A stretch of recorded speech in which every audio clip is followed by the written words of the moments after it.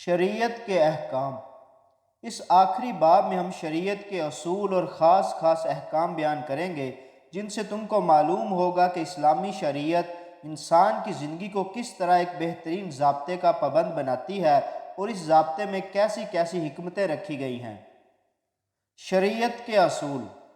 تم اپنی حالت پر غور کرو گے تو تم کو معلوم ہوگا دنیا میں بہت سی قوتیں لے کر آئے ہو اور ہر قوت کا تقاضا یہ ہے کہ اس سے کام لیا جائے۔ تم میں عقل ہے، ارادہ ہے، خواہش ہے، بینائی ہے، سماعت ہے، ذائقہ ہے، ہاتھ پاؤں کی طاقت ہے، نفرت اور غضب ہے، شوق اور محبت ہے، خوف اور لالچ ہے۔ ان میں سے کوئی چیز بھی بیکار نہیں۔ ہر چیز تم کو اس لیے دی گئی ہے کہ تم کو اس کی ضرورت ہے۔ دنیا میں تمہاری زندگی اور زندگی کی کامیابی اسی پر موقوف ہے کہ تمہاری طبیعت اور فطرت جو کچھ مانگتی ہے اس کو پورا کرو، اور یہ اسی وقت ہو سکتا ہے کہ جب تم تمام قوتوں سے کام لو جو خدا نے تم کو دی ہیں۔ پھر تم دیکھو گے کہ جتنی قوتیں تمہارے اندر رکھی گئی ہیں ان سب سے کام لینے کے ذرائع بھی تم کو دیے گئے ہیں۔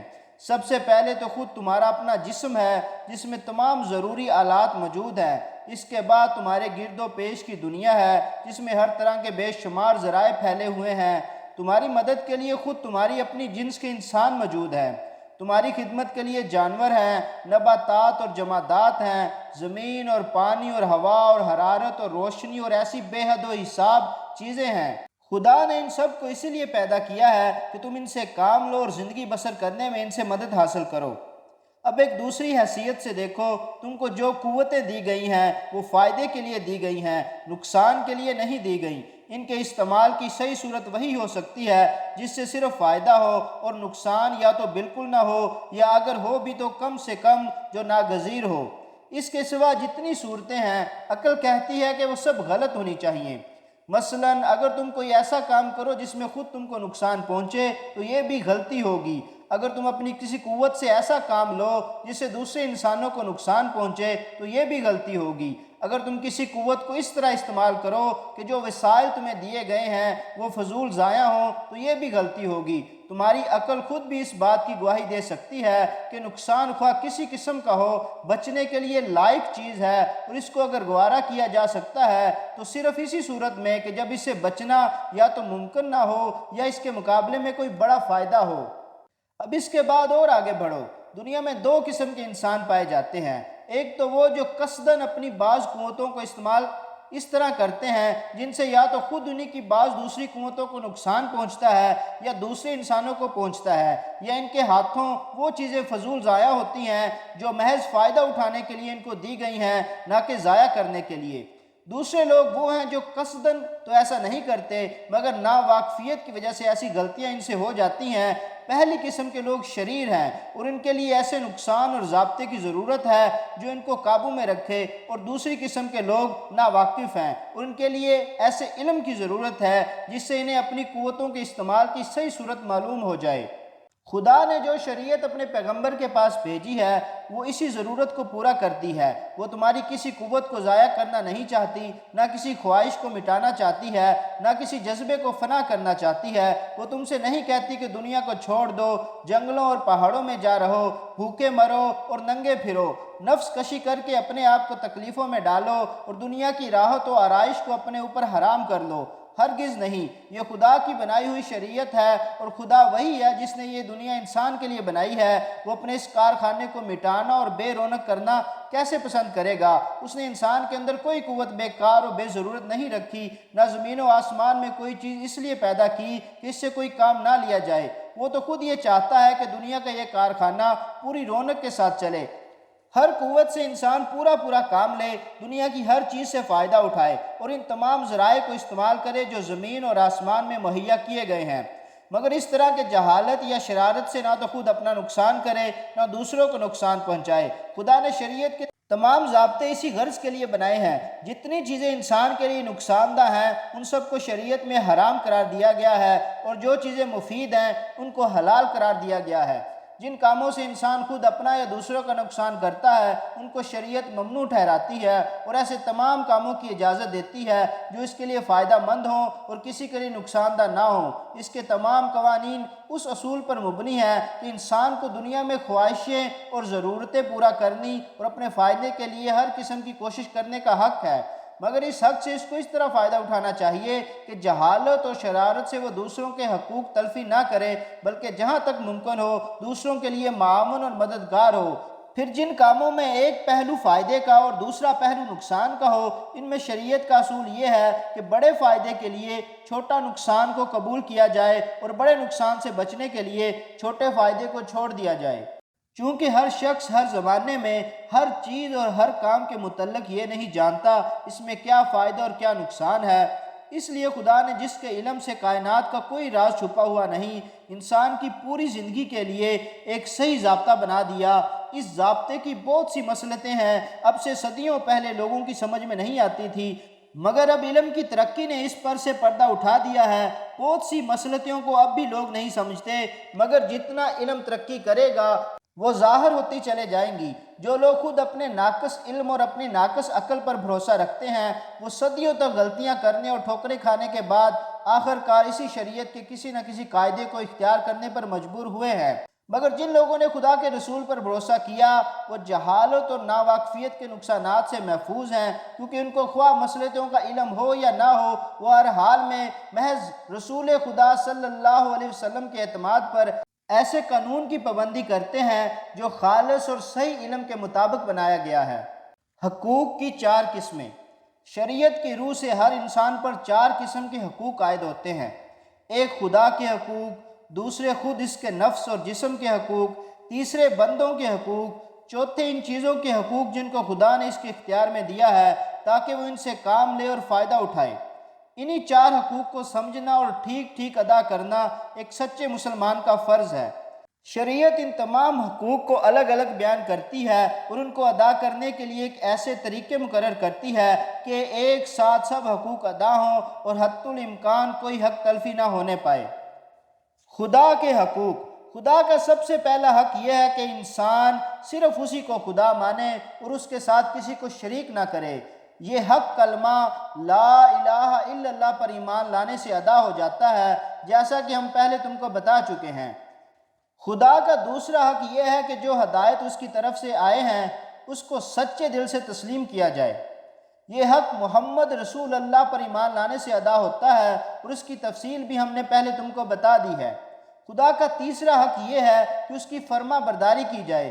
یہ حق اس قانون کی پیروی سے ادا ہوتا ہے جو خدا کی کتاب اور رسول اللہ کی سنت میں بیان ہوا، اس کی طرح بھی ہم پہلے اشارہ کر چکے ہیں۔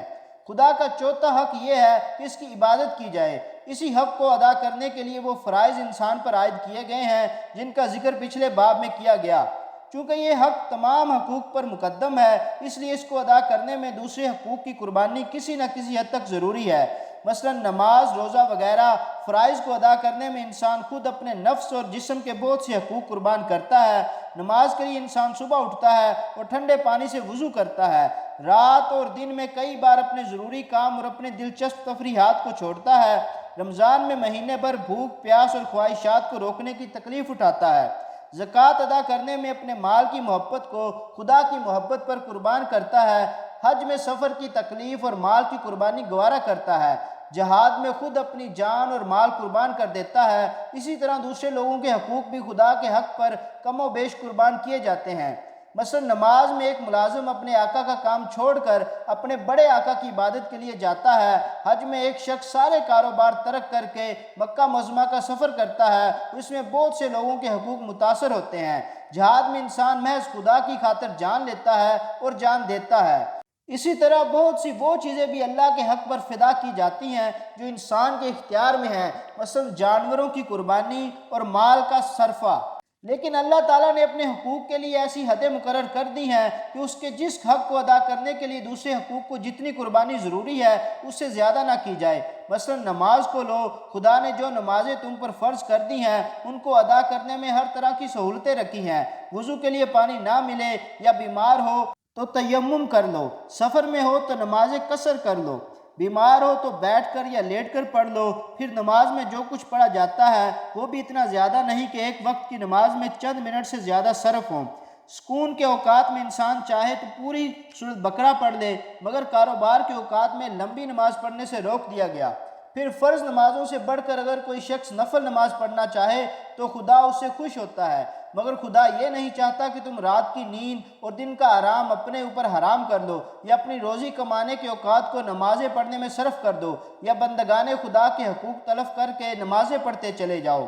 اس طرح روزے میں بھی ہر قسم کی آسانیاں رکھی گئی ہیں۔ صرف سال میں 1 مہینے کے روزے فرض کیے گئے ہیں، وہ بھی سفر کی حالت میں اور بیماری میں قضا کیے جا سکتے ہیں۔ اگر روزہ دار بیمار ہو جائے اور جان کا خوف ہو تو روزہ توڑ سکتا ہے۔ روزے کے لیے جتنا وقت مقرر کیا گیا ہے اس میں 1 منٹ کا اضافہ کرنا بھی درست نہیں۔ سحری کے آخری وقت تک کھانے کی اجازت ہے اور افطار کا وقت آتے ہی فوراً روزہ کھولنے کا حکم ہے۔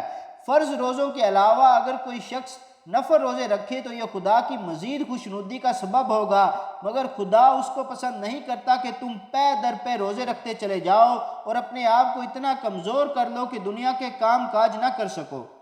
زکوٰۃ کے لیے بھی خدا نے کم سے کم مقدار مقرر کی ہے، اور وہ بھی ان لوگوں پر فرض ہے جو بقدر نصاب مال رکھتے ہیں۔ اس سے زیادہ اگر کوئی شخص خدا کی راہ میں صدقہ و خیرات کرے تو خدا اس سے خوش ہوگا، مگر خدا یہ نہیں چاہتا کہ تم اپنے نفس اور اپنے متعلقین کے حقوق کو قربان کر کے سب کچھ صدقہ و خیرات میں دے ڈالو اور خود تنگ دست ہو کر بیٹھ رہو۔ اس میں بھی اعتدال برتنے کا حکم ہے۔ پھر حج کو دیکھو، اول تو یہ فرض ہی ان لوگوں پر کیا گیا ہے جو زادرہ رکھتے ہوں اور سفر کی صحبتیں برداشت کرنے کے قابل ہوں۔ پھر اس میں مزید آسانی یہ رکھی گئی ہے، عمر بھر میں 1 مرتبہ جب سہولت ہو جا سکتے ہیں، اور اگر راستے میں لڑائی ہو رہی ہو یا بد امنی ہو کہ جان کا خطرہ غالب ہو تو حج کا ارادہ ملتوی کر سکتے ہیں۔ اس کے ساتھ والدین کی اجازت بھی ضروری قرار دی گئی ہے تاکہ بوڑھے ماں باپ کو تمہاری غیر موجودگی میں تکلیف نہ ہو۔ ان سب باتوں سے معلوم ہوتا ہے کہ اللہ تعالیٰ نے اپنے حق میں دوسروں کے حقوق کا کس قدر لحاظ رکھا ہے۔ اللہ کے حق پر انسانی حقوق کی سب سے بڑی قربانی جہاد میں کی جاتی ہے، کیونکہ اس میں انسان اپنی جان اور مال بھی خدا کی راہ میں فدا کرتا ہے اور دوسروں کی جان و مال کو بھی قربان کر دیتا ہے۔ مگر جیسا کہ ہم نے اوپر تمہیں بتایا، اسلام کا اصول یہ ہے کہ بڑے نقصان سے بچنے کے لیے چھوٹے نقصان کو گوارا کرنا چاہیے۔ اس اصول کو پیش نظر رکھو اور پھر دیکھو کہ چند سو یا چند ہزار یا چند لاکھ آدمیوں کے ہلاک ہو جانے کی بھی نسبت بدرجہ ہے زیادہ بڑا نقصان یہ ہے کہ حق کے مقابلے میں باطل کو فروغ ہو، خدا کا دین کفر و شرک اور دہریت کے مقابلے میں دب کر رہے اور دنیا میں گمراہیاں اور بد اخلاقیاں پھیلیں۔ لہٰذا اس بڑے نقصان سے بچنے کے لیے اللہ تعالیٰ نے مسلمانوں کو حکم دیا کہ جان و مال کے کم تر نقصان کو ہماری خوشنودی کے لیے گوارا کر لو، مگر اس کے ساتھ یہ بھی کہہ دیا جتنی خون ریزی ضروری ہے اس سے زیادہ نہ کرو۔ بوڑھوں، بچوں، عورتوں اور زخمیوں اور بیماروں پر ہاتھ نہ اٹھاؤ، صرف ان لوگوں سے لڑو جو باطل کی حمایت میں تلوار اٹھاتے ہیں۔ دشمن کے ملک میں بلا ضرورت تباہی و بربادی نہ پھیلاؤ۔ دشمنوں پر فتح پاؤ تو ان کے ساتھ انصاف کرو، کسی بات پر ان سے معاہدہ ہو جائے تو ان کی پابندی کرو، جب وہ حق کی دشمنی سے باز آ جائیں تو لڑائی بند کر دو۔ یہ سب باتیں ظاہر کرتی ہیں خدا کا حق ادا کرنے کے لیے انسانی حقوق کی جتنی قربانی ضروری ہے اس سے زیادہ قربانی کو جائز نہیں رکھا گیا۔ نفس کے حقوق۔ اب دوسری قسم کے حقوق کو لو، یعنی انسان پر خود اس کے اپنے نفس اور جسم کے حقوق۔ شاید تم کو یہ سن کر حیرت ہوگی کہ انسان سب سے بڑھ کر خود اپنے اوپر ظلم کرتا ہے۔ یہ واقعی حیرت انگیز ہے، کیونکہ ظاہر میں تو ہر شخص یہ محسوس کرتا ہے کہ اس کو سب سے زیادہ اپنے آپ سے محبت ہے، اور شاید کوئی شخص بھی اس بات کا اقرار نہ کرے کہ وہ اپنا آپ ہی دشمن ہے۔ لیکن تم ذرا غور کرو گے تو اس کی حقیقت تم کو معلوم ہو جائے گی۔ انسان میں ایک بڑی کمزوری یہ ہے کہ اس پر کوئی خواہش غالب ہو جاتی ہے تو وہ اس کا غلام بن جاتا ہے اور اس کی خاطر جان بوجھ کر یا بے جانے بوجھے اپنا بہت کچھ نقصان کر لیتا ہے۔ تم دیکھتے ہو کہ ایک شخص کو نشے کی چاٹ لگ گئی ہے تو وہ اس کے پیچھے دیوانہ ہو رہا ہے، اور صحت کا نقصان، روپے کا نقصان، عزت اور غرض ہر چیز کا نقصان گوارا کیے جاتا ہے۔ ایک دوسرا شخص کھانے کی لذت کا ایسا دل دادا ہے کہ ہر قسم کی علل بلل کھا جاتا ہے اور اپنی جان کو ہلاک کیے ڈالتا ہے۔ ایک تیسرا شخص شہوانی خواہشات کا بندہ بن گیا ہے اور ایسی حرکتیں کر رہا ہے جن کا لازمی نتیجہ اس کی تباہی ہے۔ ایک چوتھے شخص کو روحانی ترقی کی دھن سمائی ہے، وہ اپنی جان کے پیچھے ہاتھ دھو کر پڑ گیا ہے، اپنے نفس کی تمام خواہشات کو دبا رہا ہے، اپنے جسم کی ضروریات کو پورا کرنے سے انکار کر رہا ہے، شادی سے بچتا ہے، کھانے پینے سے پرہیز کرتا ہے، کپڑے پہننے سے انکار کرتا ہے، حتیٰ کہ سانس لینے پر بھی راضی نہیں، جنگلوں اور پہاڑوں میں جا بیٹھتا ہے اور یہ سمجھتا ہے کہ دنیا اس کے لیے بنائی ہی نہیں گئی۔ ہم نے محض مثال کے طور پر انسان کی انتہا پسندی کے یہ چند نمونے پیش کیے ہیں، ورنہ اس کے بے شمار صورتیں ہیں جن کو ہم رات دن اپنے گرد و پیش دیکھ رہے ہیں۔ اسلامی شریعت چونکہ انسان کی فلاح و بہبود چاہتی ہے، اس لیے وہ اس کو خبردار کرتی ہے کہ لِنَفْسِکَ عَلَيْکَ الْحَقُّ، یعنی تیرے اوپر خود تیرے اپنے بھی حقوق ہیں۔ وہ ان تمام چیزوں سے اس کو روکتی ہے جو اس کو نقصان پہنچانے والی ہیں، مثلا شراب، تاڑی، افیون اور دوسری نشہ آور چیزیں، سور کا گوشت، درندے اور زہریلے جانور، ناپاک حیوانات، خون اور مردار جانور وغیرہ، کیونکہ انسان کی صحت اور اخلاق اور عقلی روحانی قوتوں پر ان چیزوں کا بہت برا اثر ہوتا ہے۔ اس کے مقابلے میں وہ پاک اور مفید چیزوں کو اس کے لیے حلال کرتی ہے اور اس سے کہتی ہے کہ تو اپنے جسم کو پاک غذاؤں سے محروم نہ کر، کیونکہ تیرے جسم کا تیرے اوپر حق ہے۔ وہ اس کا ننگا رہنے سے روکتی ہے اور اسے حکم دیتی ہے کہ خدا نے تیرے جسم کے لیے جو زینت یعنی لباس اتاری ہے اس سے فائدہ اٹھا اور اپنے جسم کے ان حصوں کو ڈھانک کر رکھ جنہیں کھولنا بے شرمی ہے۔ وہ اس کو روزی کمانے کا حکم دیتی ہے، اس سے کہتی ہے کہ بیکار نہ بیٹھ، بھیک نہ مانگ، بھوکا نہ مر، خدا نے جو قوتیں تجھے دی ہیں اس سے کام لے اور جس قدر ذرائع زمین و آسمان میں تیری پرورش اور آسائش کے لیے پیدا کیے گئے ہیں ان کو جائز طریقوں سے حاصل کر۔ وہ انسان کو نفسانی خواہشات کے دبانے سے روکتی ہے اور اسے حکم دیتی ہے کہ اپنی خواہشات کو پورا کرنے کے لیے نکاح کر۔ وہ اس کو نفس کشی سے منع کرتی ہے اور اسے کہتی ہے کہ تو آرام و آرائش اور زندگی کے لطف کو اپنے اوپر حرام نہ کر لے۔ اگر تو روحانی ترقی اور خدا سے قربت اور آخرت کی نجات چاہتا ہے تو اس کے لیے دنیا چھوڑنے کی ضرورت نہیں، اسی دنیا میں پوری اور پکی دنیا داری کرتے ہوئے خدا کو یاد کرنا اور اس کی نافرمانی سے ڈرنا اور اس کے بنائے ہوئے قوانین کی پیروی کرنا دنیا اور آخرت کی تمام کامیابیوں کا ذریعہ ہے۔ وہ خودکشی کو حرام کرتی ہے، اس سے کہتی ہے کہ تیری جان دراصل خدا کی ملک ہے اور یہ امانت تجھے اس لیے دی گئی کہ تو خدا کے مقرر کی ہوئی مدت تک اس سے کام لے، نہ اس لیے کہ اس کو ضائع کر دے۔ بندوں کے حقوق۔ ایک طرف شریعت نے انسان کو اپنے نفس اور جسم کے حقوق ادا کرنے کا حکم دیا ہے تو دوسری طرف یہ بھی قید لگا دی ہے کہ ان حقوق کو ادا کرنے میں وہ کوئی ایسا طریقہ اختیار نہ کرے جس سے دوسرے لوگوں کے حقوق متاثر ہوں، کیونکہ اس طرح اپنی خواہشات اور ضرورتیں پورا کرنے سے انسان کا اپنا نفس بھی گندا ہوتا ہے اور دوسروں کو بھی طرح طرح کے نقصانات پہنچتے ہیں۔ چنانچہ شریعت نے چوری، لوٹ مار، رشوت، خیانت، سود خوری اور جعل سازی کو حرام کیا ہے، کیونکہ ان ذرائع سے انسان جو کچھ بھی فائدہ اٹھاتا ہے وہ دراصل دوسروں کے نقصان سے حاصل ہوتا ہے۔ جھوٹ، غیبت، چغل خوری اور بہتان تراشی کو بھی حرام کیا ہے، کیونکہ یہ سب افعال دوسروں کے لیے نقصان رساں ہیں۔ جوئے، سٹے اور لاٹری کو بھی حرام کیا ہے، کیونکہ اس میں ایک شخص کا فائدہ ہزاروں آدمیوں کے نقصان پر مبنی ہوتا ہے۔ دھوکے اور فریب کے لین دین اور ایسے تمام تجارتی معاہدات کو بھی حرام کیا جن میں کسی ایک فریق کو نقصان پہنچنے کا امکان ہو۔ قتل اور فتنہ و فساد کو بھی حرام کیا، کیونکہ ایک شخص کو اپنے کسی فائدے یا اپنی کسی خواہش کی تسکین کے لیے دوسروں کی جان لینے یا ان کو نقصان پہنچانے کا حق نہیں۔ زنا اور عمل قوم لوط کو بھی حرام کیا، کیونکہ یہ افعال ایک طرف خود اس شخص کی صحت کو خراب اور اس کے اخلاق کو گندا کرتے ہیں جو ان کا ارتکاب کرتا ہے، اور دوسری طرف ان تمام سوسائٹی میں بے حیائی اور بد اخلاقی پھیلاتا ہے۔ گندی بیماریاں پیدا ہوتی ہیں، نسلیں خراب ہوتی ہیں، فتنے برپا ہوتے ہیں، انسانی تعلقات بگڑتے ہیں اور تہذیب و تمدن کی جڑ کٹ جاتی ہے۔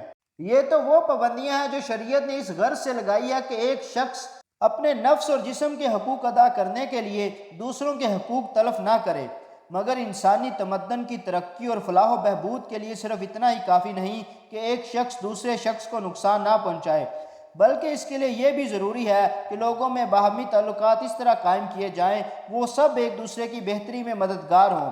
اس غرض کے لیے شریعت نے جو قوانین بنائے ہیں ان کا محض ایک خلاصہ ہم یہاں بیان کرتے ہیں۔ انسانی تعلقات کی ابتدا خاندان سے ہوتی ہے، اس لیے سب سے پہلے اس پر نظر ڈالو۔ خاندان دراصل اس مجموعے کو کہتے ہیں جو شوہر، بیوی اور بچوں پر مشتمل ہوتا ہے۔ اس کے لیے اسلامی قاعدہ یہ ہے کہ روزی کمانا اور خاندان کی ضرورتیں مہیا کرنا اور اپنے بیوی بچوں کی حفاظت کرنا مرد کا فرض ہے، اور عورت کا فرض یہ ہے کہ مرد جو کچھ کما کر لائے اس سے وہ گھر کا انتظام کرے، شوہر اور بچوں کو زیادہ سے زیادہ آسائش بہم پہنچائے اور بچوں کی تربیت کرے، اور بچوں کا فرض یہ ہے کہ ماں باپ کی اطاعت کریں، ان کا ادب ملحوظ رکھیں، اور جب بڑے ہوں تو ان کی خدمت کریں۔ خاندان کے اس نظام کو درست رکھنے کے لیے اسلام نے 2 تدبیریں اختیار کی ہیں۔ ایک یہ کہ شوہر اور باپ کو گھر کا حاکم مقرر کر دیا، کیونکہ جس طرح ایک شہر کا انتظام ایک حاکم کے بغیر اور ایک مدرسے کا انتظام ایک ہیڈ ماسٹر کے بغیر درست نہیں رہ سکتا، اسی طرح گھر کا انتظام بھی ایک حاکم کے بغیر درست نہیں رہ سکتا۔ جس گھر میں ہر ایک اپنی مرضی کا مختار ہو، اس گھر میں خواہ مخواہ افراتفری مچے گی، آسائش اور خوشی نام کو نہ رہے گی۔ شوہر ایک طرف تشریف لے جائیں گے، بیوی دوسری طرف کا راستہ لے گی، اور بچوں کی مٹی پلید ہوگی۔ ان سب خرابیوں کو دور کرنے کے لیے گھر کا ایک حاکم ہونا ضروری ہے، اور وہ مرد ہی ہو سکتا ہے، کیونکہ وہ گھر والوں کی پرورش اور حفاظت کا ذمہ دار ہے۔ دوسری تدبیر یہ ہے کہ گھر سے باہر کے سب کاموں کا بوجھ مرد پر ڈال کر عورت کو حکم دیا گیا کہ بلا ضرورت گھر سے باہر نہ جائے۔ اس کو بیرون خانہ کی فرائض سے اس لیے سبق دوش کیا گیا کہ وہ اندرون خانہ کے فرائض انجام دے، اور اس کے باہر نکلنے سے گھر کی آسائش اور بچوں کی تربیت میں خلل نہ واقع ہو۔ اس کا مطلب یہ نہیں کہ عورتیں بالکل گھر سے باہر قدم ہی نہ نکالیں، ضرورت پیش آنے پر ان کو اجازت ہے، مگر شریعت کا منشا یہ ہے ان کی فرائض کا اصلی دائرہ ان کا گھر ہونا چاہیے، اور ان کی قوت تمام تر گھر کی زندگی کو بہتر بنانے پر صرف ہونی چاہیے۔ خون کے رشتے اور شادی بیاہ کے تعلقات سے خاندان کا دائرہ پھیلتا ہے۔ اس دائرے میں جو لوگ ایک دوسرے سے وابستہ ہوتے ہیں، ان کے لیے تعلقات درست رکھنے اور ان کو ایک دوسرے کا مددگار بنانے کے لیے شریعت نے مختلف قاعدے مقرر کیے ہیں جو بڑی حکمتوں پر مبنی ہیں۔ ان میں سے چند قاعدے یہ ہیں۔ نمبر 1، جن مردوں اور عورتوں کو فطرتاً ایک دوسرے کے ساتھ گھل مل کر رہنا پڑتا ہے، ان کو ایک دوسرے کے لیے حرام کر دیا، مثلا ماں اور بیٹا، باپ اور بیٹی، سوتیلی بیٹی اور سوتیلا باپ، سوتیلی ماں اور سوتیلا بیٹا، بھائی اور بہن، دودھ شریک بھائی اور بہن، چچا اور بھتیجی، پھوپھی اور بھتیجی، ماموں اور بھانجی، خالہ اور بھانجا، ساس اور داماد، خسر اور بہو۔ ان سب رشتوں کو حرام کرنے کے بے شمار فائدوں میں سے ایک فائدہ یہ ہے، ایسے مرد اور عورتوں کے تعلقات نہایت پاک رہتے ہیں اور وہ خالص محبت کے ساتھ بے لوث اور بے تکلف ایک دوسرے سے مل سکتے ہیں۔ نمبر 2، حرام رشتوں کے علاوہ کنبے کے دوسرے مردوں اور عورتوں کے درمیان شادی بیاہ کو جائز قرار دیا گیا ہے تاکہ آپس کے تعلقات اور زیادہ بڑھیں۔ جو لوگ ایک دوسرے کی عادتوں اور خصلتوں سے واقف ہوں، ان کے درمیان شادی بیاہ کا تعلق زیادہ کامیاب ہوتا ہے۔ اجنبی گھرانوں میں جوڑ لگانے سے اکثر ناموافقت کی صورتیں پیدا ہوتی ہیں، اس لیے اسلام میں کفر والوں کو غیر کفر پر ترجیح دی گئی ہے۔ نمبر 3، کنبے میں غریب اور امیر، خوشحال اور بدحال سبھی قسم کے لوگ ہوتے ہیں۔ اسلام کا حکم یہ ہے کہ ہر شخص پر سب سے زیادہ حق اس کے رشتہ داروں کا ہے۔ ان کا نام شریعت میں صلہ رحمی ہے، جس کی بہت تاکید کی گئی ہے۔ رشتہ داروں سے بے وفائی کرنے کو قطع رحمی کہتے ہیں، اور یہ اسلام میں بہت بڑا گناہ ہے۔ کوئی قرابت دار مفلس ہو یا اس پر کوئی مصیبت آئے تو خوشحال عزیزوں کا فرض ہے کہ اس کی مدد کریں۔ صدقہ و خیرات میں بھی خاص طور پر رشتہ داروں کے حقوق کو زیادہ ترجیح دی گئی ہے۔ نمبر 4، وراثت کا قانون بھی اسی طرح بنایا گیا ہے کہ جو شخص مال چھوڑ کر مرے، خواہ وہ کم ہو یا زیادہ، بہرحال وہ ایک جگہ سمٹ کر نہ رہے بلکہ اس کے رشتہ داروں کو تھوڑا یا بہت حصہ پہنچ جائے۔ بیٹا بیٹی، بیوی شوہر، ماں باپ، بہن بھائی انسان کے سب سے زیادہ قریبی حقدار ہیں، اس لیے وراثت میں پہلے انہی کے حصے مقرر کیے گئے ہیں۔ یہ اگر نہ ہو تو ان کے بعد جو رشتہ دار قریب تر ہوں ان کو حصہ پہنچتا ہے، اور اس طرح ایک شخص کے مرنے کے بعد اس کی چھوڑی ہوئی دولت بہت سے عزیزوں کے کام آتی ہے۔ اسلام کا یہ قانون دنیا میں بے نظیر قانون ہے، اور اب دوسری قومیں بھی اس کی نقل کر رہی ہیں، مگر افسوس کہ مسلمان اپنی جہالت اور نادانی کی وجہ سے اکثر اس قانون کی خلاف ورزی کرنے لگتے ہیں۔ خصوصاً لڑکیوں کا حصہ نہ دینے کی رسم پاکستان اور ہندوستان کے مسلمانوں میں بہت پھیلی ہوئی ہے، حالانکہ یہ بہت بڑا ظلم ہے اور قرآن کی صریح احکام کی مخالفت ہے۔ خاندان کے بعد انسان کے تعلقات اپنے دوستوں، ہمسایوں اور اہل محلہ، اہل شہر ان لوگوں کے ساتھ ہوتے ہیں جن سے اس کو کسی نہ کسی طرح کے معاملات پیش آتے ہیں۔ اسلام کا حکم یہ ہے کہ ان سب کے ساتھ راست بازی، انصاف اور حسن اخلاق برتو، کسی کو تکلیف نہ پہنچاؤ، کسی کی دل آزاری نہ کرو، فحش گوئی اور بد کلامی سے بچو، ایک دوسرے کی مدد کرو، بیماروں کی عیادت کے لیے جاؤ، کوئی مر جائے تو اس کے جنازے میں شریک ہو، کسی پر مصیبت آئے تو اسے ہمدردی کرو، جو غریب، محتاج، معذور لوگ ہوں ان کو ڈھانک چھپا کر مدد پہنچاؤ، یتیموں اور بیواؤں کی خبر گیری کرو، بھوکوں کو کھانا کھلاؤ، ننگوں کو کپڑے پہناؤ، بیکاروں کو کام پر لگانے میں مدد دو۔ اگر تم کو خدا نے دولت دی ہو تو اس کو صرف اپنے عیش میں نہ اڑا دو، چاندی سونے کے برتن استعمال کرنا اور ریشمی لباس پہننا اور اپنے روپے کو فضول تفریحوں آسائشوں میں ضائع کرنا اس لیے اسلام میں ممنوع ہے کہ جو دولت ہزاروں بندگان خدا کو رزق بہم پہنچا سکتی ہے، اسے کوئی شخص صرف اپنے ہی اوپر خرچ نہ کر دے۔ یہ ایک ظلم ہے کہ جس روپے سے بہتوں کے پیٹ پل سکتے ہیں وہ محض ایک زیور کی شکل میں تمہارے جسم پر لٹک رہے، یا ایک برتن کی شکل میں تمہاری میز پر سجا کر، یا ایک قالین بنا ہوا تمہارے کمرے میں پڑا رہے، یہ آتش بازی بن کر آگ میں جل جائے۔ اسلام تم سے تمہاری دولت چھیننا نہیں چاہتا، جو کچھ تم نے کمایا ہے یا ورثے میں پایا ہے اس کے وارث تم ہی ہو، وہ تمہیں اس بات کا پورا حق دیتا ہے کہ اپنی دولت سے لطف اٹھاؤ، وہ اس کو بھی جائز رکھتا ہے کہ جو نعمت خدا نے تم کو دی ہے اس کا اثر تمہارے لباس اور مکان اور سواری میں ظاہر ہو، مگر اس کی تعلیم کا مقصد یہ ہے کہ تم ایک سادہ اور معتدل زندگی اختیار کرو، اپنی ضرورتوں کو حد سے زیادہ نہ بڑھاؤ اور اپنے نفس کے ساتھ اپنے عزیزوں، دوستوں، ہمسایوں، اہل قوم اور اہل ملک اور عام انسانوں کے حقوق کا بھی خیال رکھو۔ ان چھوٹے دائروں سے نکل کر اب بڑے دائرے پر بھی نظر ڈالو جو تمام دنیا کے مسلمانوں پر حاوی ہے۔ اس دائرے میں اسلام نے ایسے قوانین اور ضابطے مقرر کیے ہیں جن سے مسلمان ایک دوسرے کی بھلائی میں مددگار ہوں اور برائیوں اور رونما ہونے کی صورتیں جہاں تک ممکن ہو پیدا ہی نہ ہونے دیں۔ مثال کے طور پر ان میں سے چند کی طرف ہم یہاں اشارہ کرتے ہیں۔ نمبر 1، قومی اخلاق کی حفاظت کے لیے قاعدہ مقرر کیا کہ جن عورتوں اور مردوں کے درمیان حرام رشتے نہیں ہیں وہ ایک دوسرے سے آزادانہ میل جول نہ رکھیں۔ عورتوں کی سوسائٹی الگ رہے، مردوں کی الگ۔ عورتیں زیادہ تر خانگی زندگی کے فرائض کی طرف متوجہ رہیں۔ اگر ضرورتاً باہر نکلیں تو بناؤ سیگار کے ساتھ نہ نکلیں، سادہ کپڑے پہن کر آئیں، جسم کو اچھی طرح ڈھانکیں، چہرہ اور ہاتھ اگر کھولنے کی شدید ضرورت ہو تو ان کو بھی چھپائیں، اور اگر واقعی کوئی ضرورت پیش آ جائے تو صرف اس کو پورا کرنے کے لیے ہاتھ منہ کھولیں۔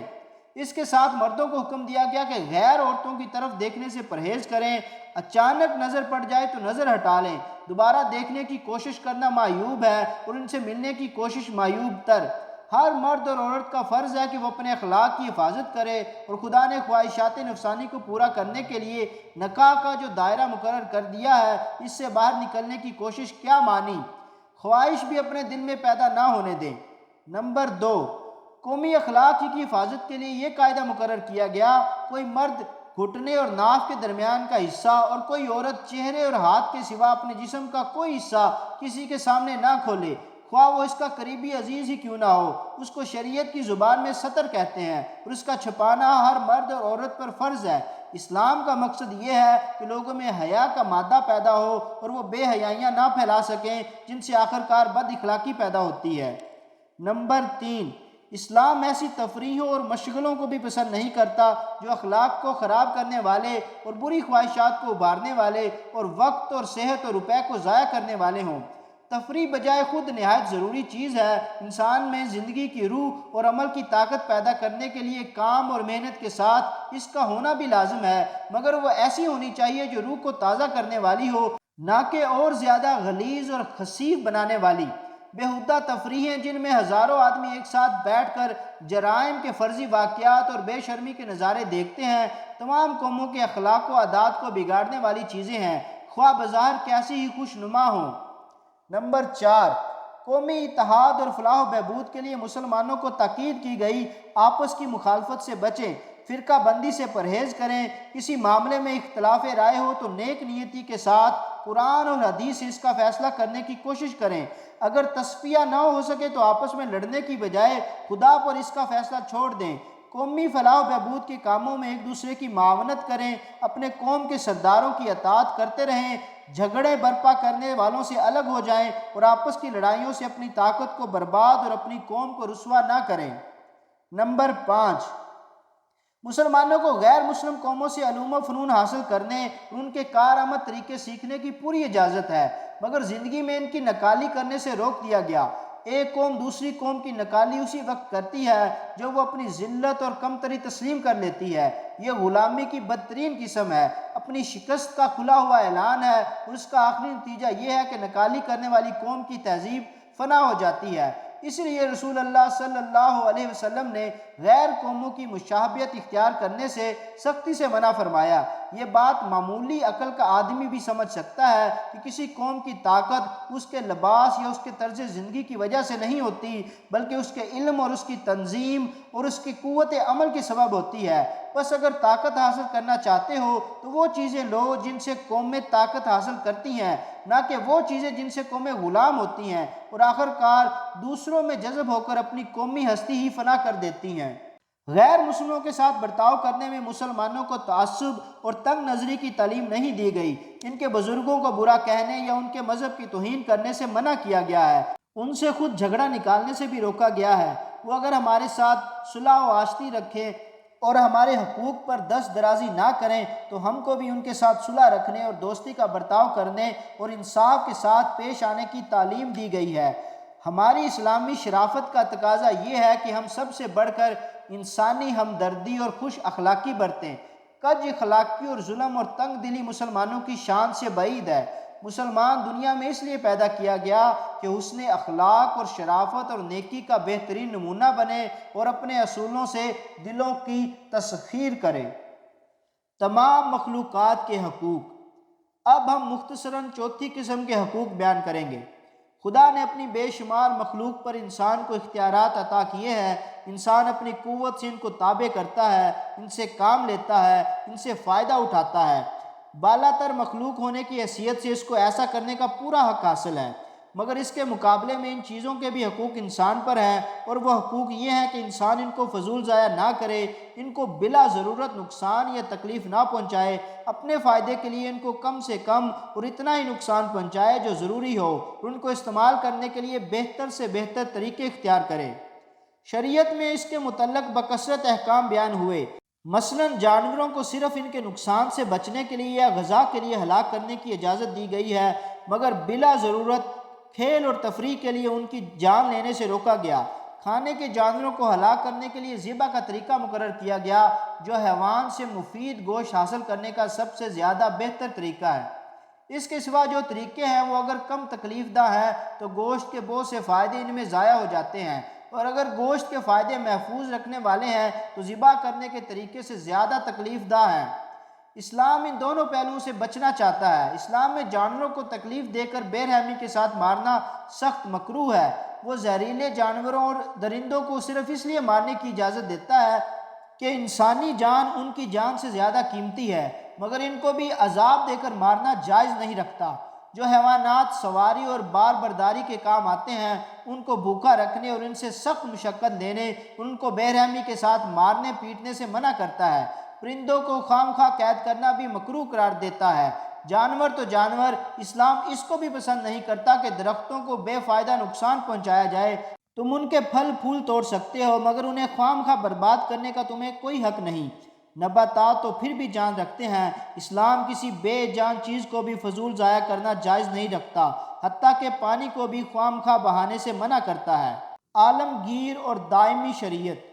یہ اس شریعت کے احکام اور قوانین کا ایک بہت ہی سرسری خلاصہ ہے جو حضرت محمد صلی اللہ علیہ وسلم کے ذریعے سے تمام دنیا کے لیے اور ہمیشہ کے لیے بھیجی گئی ہے۔ اس شریعت میں انسان اور انسان کے درمیان بجز عقیدے اور عمل کے کسی اور چیزوں کی بنا پر فرق نہیں کیا گیا۔ جن مذہبوں اور شریعتوں میں نسل اور ملک اور رنگ کے لحاظ سے انسانوں میں امتیاز کیا گیا ہے وہ کبھی عالمگیر نہیں ہو سکتی، کیونکہ ایک نسل کا انسان دوسری نسل کا انسان نہیں بن سکتا۔ نہ ساری دنیا سمٹ کر ایک ملک میں سما سکتی ہے، نہ حبشی کی سیاہی اور چینی کی زردی اور فرنگی کی سفیدی کبھی بدل سکتی ہے۔ اس لیے اس قسم کے مذاہب اور قوانین لازمی طور پر ایک ہی قوم میں رہتے ہیں۔ ان کے مقابلے میں اسلام کی شریعت ایک عالمگیر شریعت ہے۔ ہر شخص جو لا الہ الا اللہ محمد الرسول اللہ پر ایمان لائے وہ شریعت کی روح سے مسلمانوں کی قوم میں بالکل مساوی حقوق کے ساتھ داخل ہو سکتا ہے۔ یہاں نسل، زبان، ملک، وطن کسی چیز کا بھی کوئی امتیاز نہیں۔ پھر یہ شریعت ایک دائمی شریعت بھی ہے۔ اس کے قوانین کسی مخصوص قوم اور مخصوص زمانے کے رسم و رواج پر مبنی نہیں ہے، بلکہ اس فطرت کے اصول پر مبنی ہے جس پر انسان پیدا کیا گیا ہے۔ جب یہ فطرت ہر زمانے اور ہر حال میں قائم ہے تو وہ قوانین بھی ہر زمانے اور ہر حال میں قائم رہنے چاہیے جو اس پر مبنی ہوں۔